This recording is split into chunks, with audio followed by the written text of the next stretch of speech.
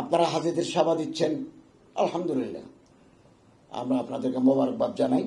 আগামী দিনেও আপনাদের আন্তরিক সহযোগিতা কামনা করি। আমাদের মধ্যে কোনো বিরোধ নাই, আমরা একে অপরের পরিপূরক সম্পর্ক, আমরা এক পরিবারের মতো হয়ে একটা টিম স্পিরিট নিয়ে আমরা কাজ করব এবং সৌদির ডেডলাইন আমাদেরকে ফলো করতে হয়।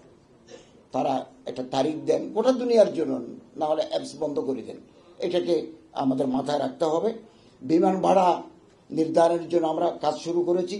বিমানের সাথে যখনই কথা বলবো, আমার হাবের প্রতিনিধি রাখবো, আপনাদের প্রতিনিধি রাখবো এবং ওপেন ডিসকাশন করব। আমার মন্ত্রণালয়ে হজ উমরা নিয়ে আমার কোনো কর্মকর্তা যদি 1 টাকা ঘুষ খায়, আমরা তাকে ফাঁসিকে ঝুলাবো। আপনারা আমাদেরকে বলবেন, আমার কোনো স্টাফ যদি একেবারে হজ ক্যাম্প থেকে শুরু করে মিনিস্ট্রি পর্যন্ত কেউ যদি কোনো দুর্নীতির সাথে যুক্ত কোনো এজেন্সির কাছ থেকে টাকা নেয়, দে উইল বি পানিশড। আপনারা আমাদেরকে সহযোগিতা করবেন।